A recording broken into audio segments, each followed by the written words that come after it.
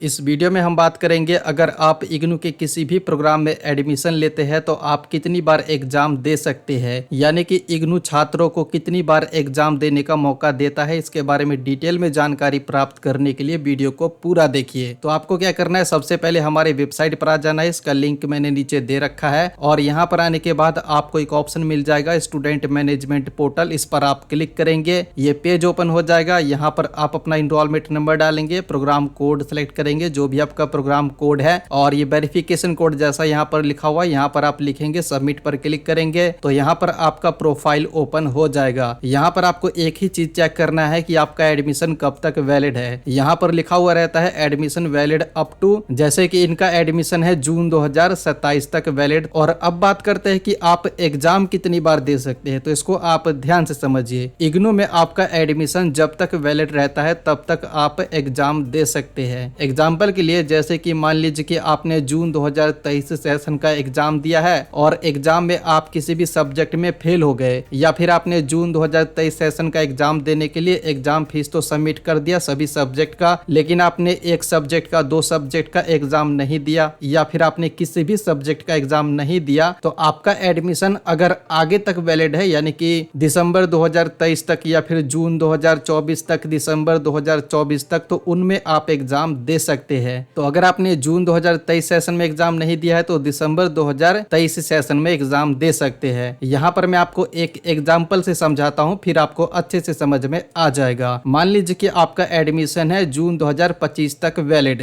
और अभी क्या है कि मान लीजिए कि आपने जून 2023 सेशन का एग्जाम दिया है और एग्जाम में आप किसी भी सब्जेक्ट में फेल हो गए। तो ऐसे में आप क्या कर सकते हैं कि जिस भी सब्जेक्ट में आप फेल हो चुके हैं वो सब्जेक्ट का एग्जाम आप दिसंबर 2023 सेशन में दे सकते हैं, जिसके लिए आपको फिर से बस एग्जाम फीस सबमिट करना होगा। और मान लीजिए कि आपने दिसंबर 2023 सेशन का एग्जाम तो दिया, लेकिन आप दोबारा से एग्जाम देने के बाद भी फेल हो गए, या फिर आप दिसंबर 2023 सेशन का एग्जाम देने के लिए गए ही नहीं, बस आपने एग्जाम फीस को सबमिट करके छोड़ दिया, तो आप जो है जून 2024 सेशन में भी एग्जाम दे सकते हैं। और मानते हैं कि आपने जून 2024 सेशन का एग्जाम दिया और आप एग्जाम में फिर से फेल हो गए, या फिर आप एग्जाम देने के लिए गए ही नहीं, तो ऐसे में आप फिर दिसंबर 2024 सेशन का भी एग्जाम दे सकते हैं। यानी कि कहने का मतलब ये है कि आपका एडमिशन जब तक वैलिड है तो जितने भी एग्जाम के सेशन आते हैं, चाहे वो दिसंबर सेशन हो या फिर जून सेशन हो, उनमें आप एग्जाम दे सकते हैं। तो ऐसे ही जून 2024 सेशन में भी आप फेल हो जाते हैं तो दिसंबर 2024 सेशन में आप एग्जाम दे सकते हैं। और मानते हैं कि आप फिर से फेल हो गए, दिसंबर 2024 सेशन में भी दोबारा से फेल हो गए, तो ऐसे में आप जून 2025 सेशन में भी एग्जाम दे सकते हैं, जिसके लिए आपको फिर से बस एग्जाम फीस सबमिट करना होगा।